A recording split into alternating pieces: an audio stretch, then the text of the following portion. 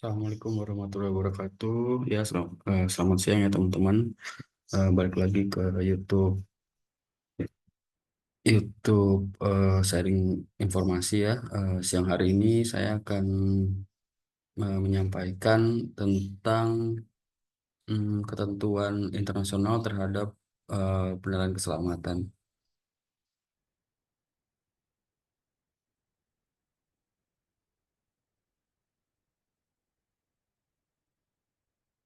Hmm,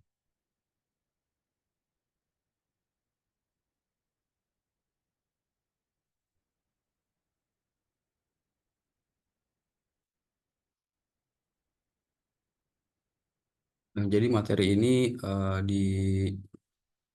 diadaptasi ya teman-teman dari course tentang evaluasi tentang Nuclear Power Plant, PLTN, dan Reactor Research yang dilakukan oleh NST di tahun 2015.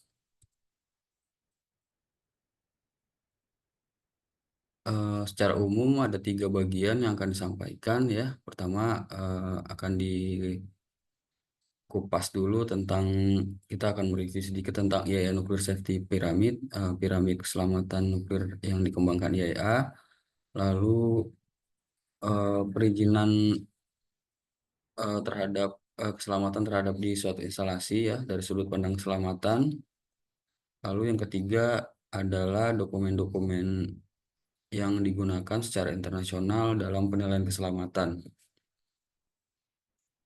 Oke, kita eh, review sedikit ya teman-teman. Jadi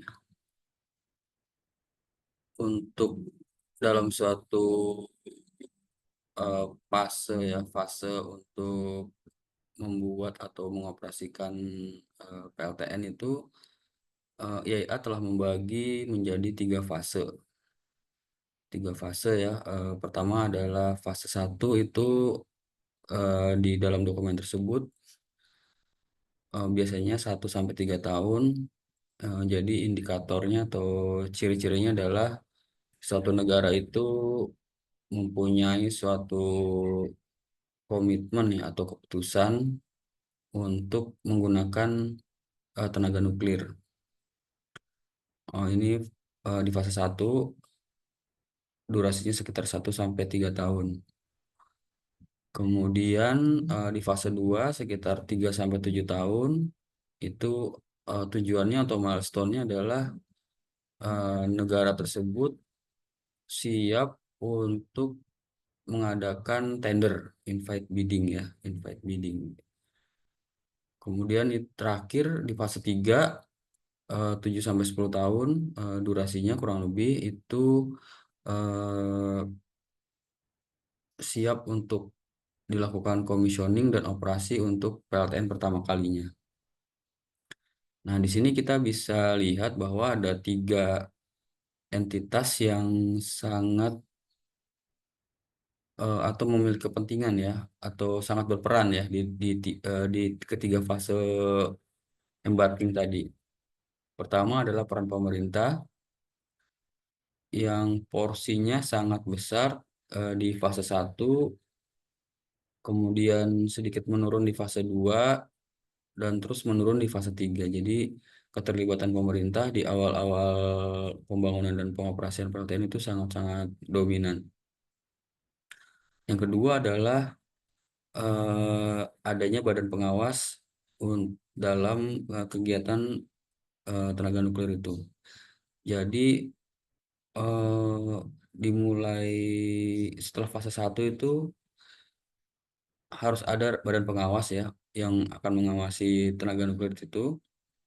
Nah, ini di fase satu ini belum ada. Kemudian di fase 2 nih jumlahnya mulai meningkat dan terus meningkat seiring dengan PLTN tersebut dilakukan komisioning dan operasi.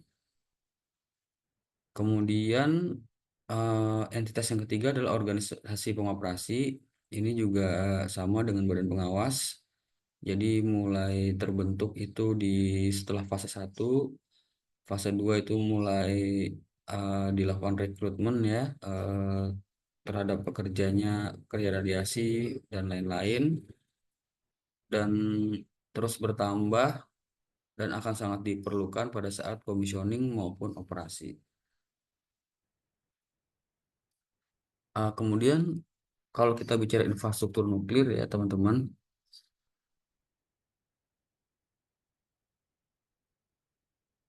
jadi infrastruktur nuklir itu merupakan eh,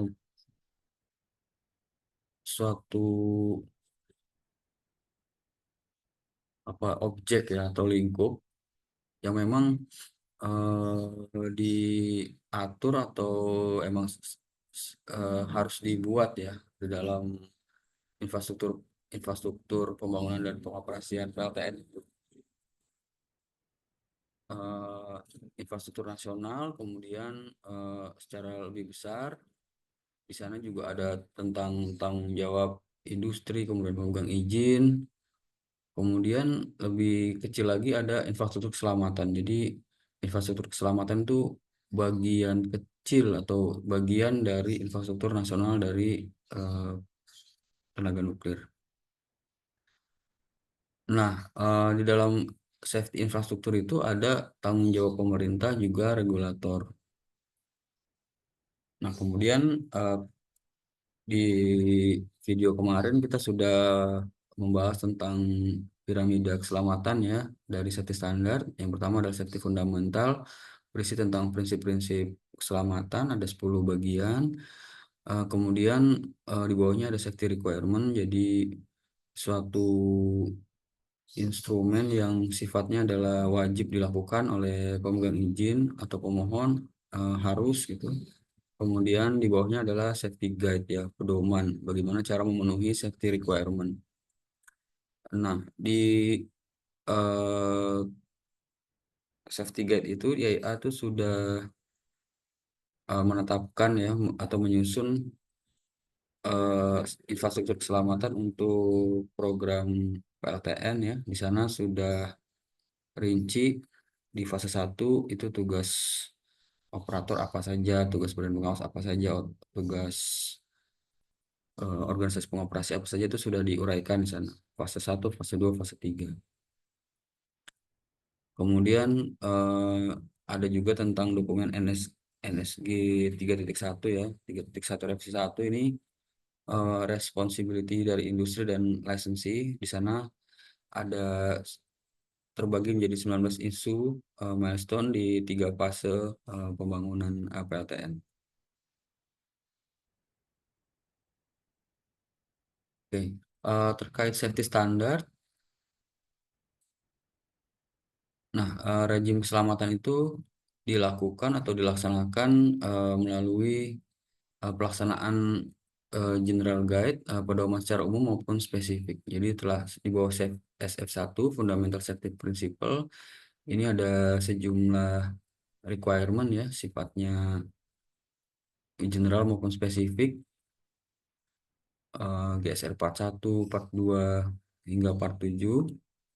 Kemudian specific safety requirement ini lebih rinci lagi ya, specific guide. Ini berkaitan site itu apa, kemudian SSR 2.1 itu desain dan konstruksi, 2.2 itu commissioning dan operasi PLTN ya, SSR 3 itu safety untuk riset reaktor, SSR 4 untuk safety untuk instalasi nuklir non reaktor, kemudian SSR 5 itu tentang pembuangan limbah radioaktif, dan SSR 6 itu terkait dengan regulasi tentang pengangkutan zat radioaktif. Nah, di bawahnya ada pedoman-pedoman yang sifatnya juga general maupun spesifik. Nah, kemudian di sini badan pengawas harus mengelola seluruh items dan pemegang izin dan supplier harus memenuhi eh, safety requirement, safety guide maupun safety fundamental. Yang if require yang dapat saja sudah tertuang di dalam National Regulatory Framework yang kemudian diadaptasi ya dalam suatu regulasi hukum nasional. Nah, di sini disebutkan kalau tugasnya regulator itu adalah memastikan bahwa kegiatan pemanfaatan nuklir maupun instalasinya itu akan beroperasi sesuai dengan eh, in acceptable safe manner, jadi dengan cara yang sesuai ya, dengan cara yang selamat. Di sini ditekankan bahwa regulator itu eh, tidak mencapai keselamatan, tetapi bertanggung jawab untuk menetapkan tingkat keselamatan ya, menetapkan tingkat keselamatan yang dilakukan oleh operator dan membuat keputusan dari persyaratan yang di mirroring of respective requirement. Nah, di sini disebutkan kalau review and assessment itu adalah salah satu fungsi dari badan pengawas. Kemudian jika sumber daya keahlian itu tidak tersedia, bisa dikontrakkan keluar atau misalnya menggunakan suatu technical support organization, technical support organisasi dukungan teknis.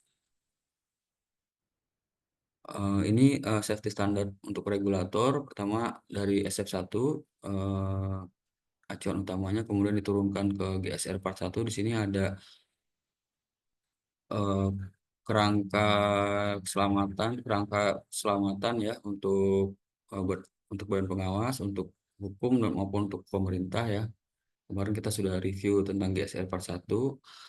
Kemudian ada safety guide-nya untuk memenuhi GSR Part 1 ini, misalnya tentang bagaimana mendokumentasikan suatu proses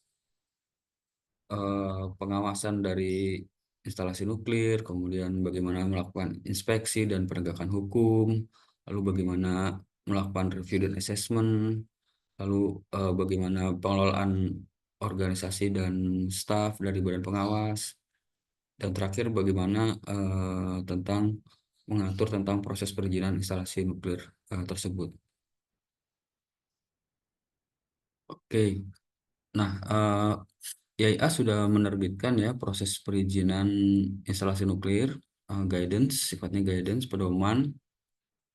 Jadi memberikan suatu panduan yang komplit dan komprehensif yang lengkap bagaimana perizinan dan proses perizinan dan pemberian izin ya untuk instalasi nuklir itu.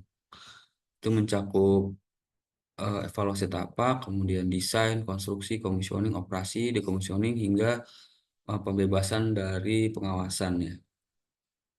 Kemudian juga menginformasikan topik-topik yang dipertimbangkan dalam proses perizinan dalam satu siklus hidup instalasi.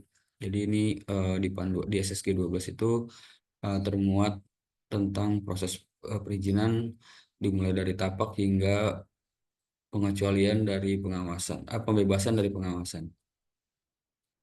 Nah, ini lebih rinci ya. Jadi eh, tahap izinnya itu dari mulai siting hingga rilis from regulatory control itu dimuat atau diuraikan di dalam SSG 12 tadi. Oke, ini bisa kita bisa lebih rincinya bisa teman-teman baca di SSG 12. Nah, kemudian di tahap siting ya, tadi sudah diuraikan tahap-tahap perizinannya. Nah, di siting ini apa sih siting itu? Jadi evaluasi tapak dan dampak keselamatannya itu merupakan suatu kegiatan ya untuk menganalisis faktor-faktor yang ada di tapak di lokasi pembangunan PLTN itu yang dapat mempengaruhi keselamatan instalasinya. Kemudian muatannya itu terdiri dari review terhadap bahaya alam ya, natural hazard maupun bahaya dari karena ulah manusia, lalu kedaruratan, kemudian keamanan tapak, dan juga nanti eh, apa ya kendali terhadap kegiatan konstruksi ya. Nah ini evaluasi tapak itu lapor evaluasi tapak itu disampaikan ke badan pengawas, kemudian dinilai direview dan disetujui. Jika hasilnya positif atau telah memenuhi regulasi, itu pemohon bisa memperoleh site approval atau persetujuan tapak. Lanjut untuk konstruksi. Nah, ini sebelum disebutkan kalau sebelum memberikan suatu izin atau persetujuan, Badan Pengawas itu melakukan review dan inspeksi ya, melakukan evaluasi dan inspeksi terhadap fitur desain yang penting untuk keselamatan dan keamanan. Kemudian pemenuhan demonstration of compliance dari desain terpilih dibandingkan dengan safety objektif dan kriterianya. Kemudian evaluasi tapak, kemudian sistem manajemen, juga terkait dengan ketentuan tentang jaminan keuangan nih, jaminan keuangan. Ini juga direview pada saat konstruksi. Jadi kalau eh, permohonannya itu sudah sesuai, dapat diberikan izin konstruksi. Lanjut untuk commissioning, itu juga sama, hanya saja kegiatannya yang berbeda. Ini adalah yang direview pada saat commissioning adalah as-built design dan hasil dari uji commissioning, kemudian sistem dan program manajemen, lalu struktur organisasi, lalu ketentuan atau SOP tentang uji berkala, perawatan, inspeksi, dan modifikasi, lalu penyimpanan fasilitas terhadap bahan nuklir. Ini juga direview kalau hasilnya setelah sesuai akan diberikan izin commissioning. Ini hanya contoh-contoh aja ya teman-teman, di tahap commissioning itu apa aja yang direview oleh Badan Pengawas. Lebih lengkapnya bisa dibaca di SSG 12. Lalu ini untuk tahap operasi, Badan Pengawas itu melakukan review dan asesmen juga inspeksi ya terhadap hasil uji komisioning, kemudian usulan BKO, batasan dan kondisi operasi, kemudian SOP terkait dengan kecukupan staf, lalu emergency preparedness dan respon kegawat daruratan, lalu laporan analisis keselamatan akhir. Nah, selain per tahap tadi, juga dilakukan safety review itu secara periodik ya atau berkala ya. Biasanya per 10 tahun disebutnya periodic safety review. Ini kalau di sini disebutnya recurrent safety review ya, every 10 years. Ini untuk tujuannya adalah untuk melihat ya, apakah instalasi nuklir tersebut tetap masih memenuhi standar keselamatan maupun peraturan nasional, lalu dasar perizinan tetap valid, lalu memaintain ya, mempertahankan tingkat keselamatan, ya tujuannya kurang lebih seperti itu. Jadi kalau dalam di review 10 tahun itu hasilnya baik, maka PLTN itu bisa masih tetap terus beroperasi.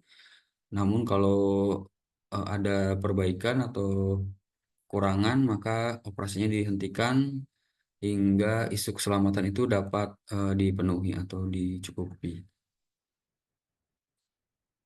Nah, kemudian di tahap ujung dari siklus hidup instalasi itu ada disebutnya decommissioning. Jadi kegiatan operasinya sudah selesai.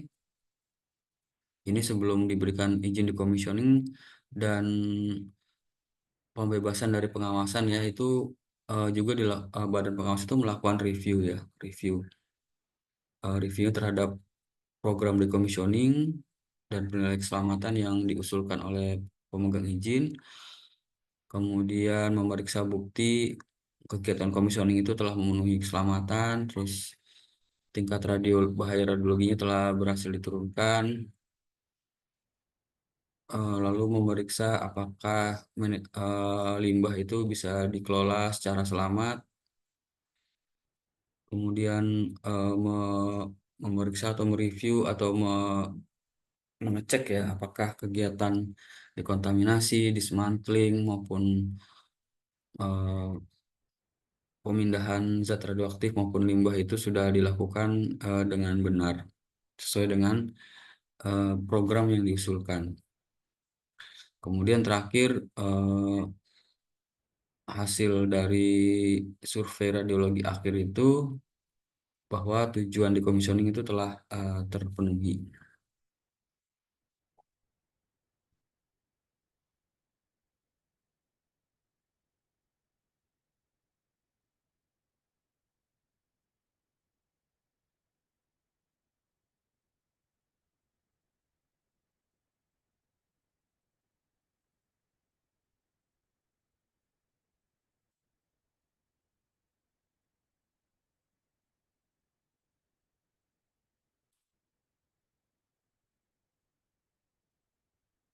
Nah, di sini disebutkan ya di garis bawahi kalau eh, kegiatan utama dari Badan Pengawas ketika dalam proses perizinan itu adalah melakukan review dan assessment ya, evaluasi dan penilaian dokumen yang menggambarkan atau menjelaskan keselamatan dari instalasi nuklir dan pemenuhannya terhadap standar teknis maupun persyaratan hukum.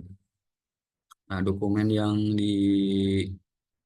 diusung ya, dokumen utama itu adalah disebutnya laporan analisis keselamatan atau safety analysis report yang disiapkan di setiap tahap perizinannya dan dipertahankan seumur hidup fasilitas. Jadi di sini dokumen LAK itu merupakan dokumen yang paling utama ya di dalam proses perizinan maupun secara umum ataupun instalasi ya. Oke. Nah, dalam menyusun LAK atau SAR itu ada dua pendekatan yang digunakan biasanya. Pertama, pendekatan yang biasa atau klasik itu dimulai dari tapak, kemudian desain, kemudian konstruksi. Nah, ada lagi juga yang pendekatan yang generik ya. Jadi tapak itu akan dipertimbangkan pada saat konstruksi. Jadi dimulai dari desain dulu secara generik tanpa mempertimbangkan tapak, kemudian nanti pada saat konstruksi akan diupdate dengan memasukkan data-data di tapak tersebut. Oke. Kemudian IAIA juga sudah menerbitkan ya untuk panduan mengenai format dan isi dari laporan analisis keselamatan PLTN. Ini course ini diadakan di 2015, jadi dimungkinkan saja sudah ada revisi terbaru ya tentang format dan isi LAK menggantikan GSG 4.1. Oke, untuk GSG 4.1 ini berisi tentang suatu pedoman yang memberikan usulan ya format dan isi LAK yang diminta atau yang disyaratkan oleh Badan Pengawas. Nah, kemudian juga berdasarkan dokumen ini, Badan Pengawas dapat menyusun format dan isi dokumen LAK yang nanti akan disampaikan oleh pemohon atau pemegang izin pada saat mengusulkan persetujuan atau mengusulkan permohonan izin. Jadi Badan Pengawas itu bisa refer atau mengacu kepada panduan ini atau bisa juga menggunakan panduan lainnya.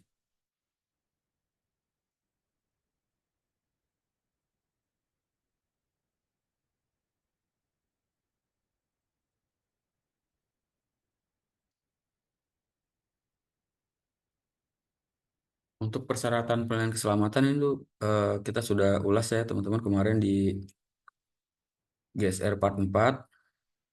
Ini tentang ketentuan mengenai bagaimana melakukan pelayanan keselamatan untuk aktivitas dan fasilitas. Teman-teman bisa lihat di videonya yang kemarin. Saya sudah kita sudah uraikan apa isi dari GSR Part 4 tersebut.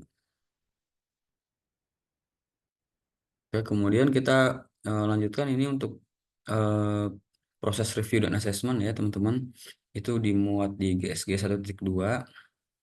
Ini adalah suatu panduan juga bagi badan pengawas melakukan review dan assessment terhadap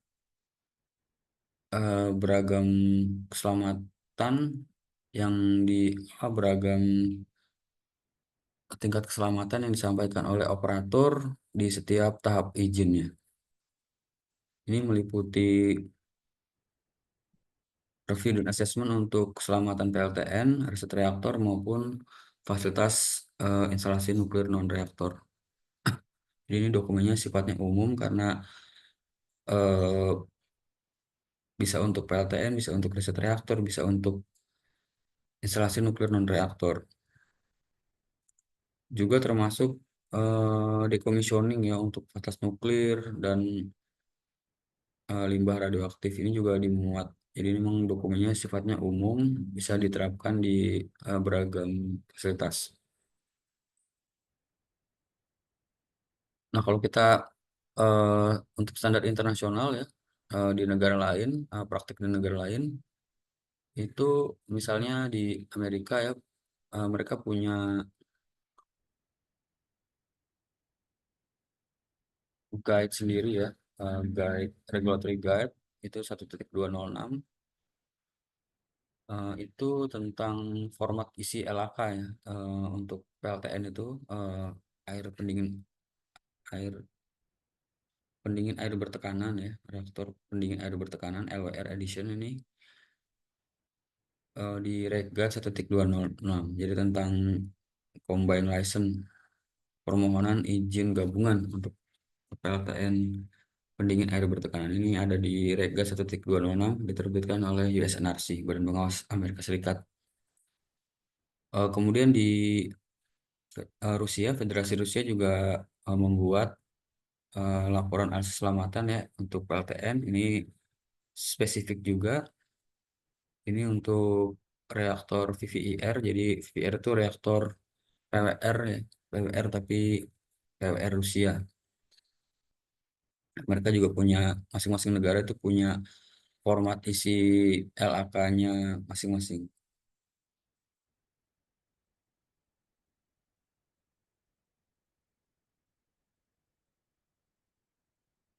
Nah, kemudian untuk pemohon ya atau bagaimana melakukan review ya, prosedur review dan metode ya. Ini masing-masing negara juga menerbitkan atau menyusun guidance masing-masing gitu ya, pedoman masing-masing. Jadi kalau Amerika tuh nerbitin standar review plan NUREK 800, ini dokumen yang sangat terkenal. Kita bisa akses di lewat jaringan internet. Lalu di Inggris juga mereka punya pedoman sendiri bagaimana melakukan penilaian desain secara generik untuk reaktor jenis baru. Lalu Rusia juga punya guidance sendiri dalam melakukan prosedur evaluasi, prosedur dan metode evaluasi.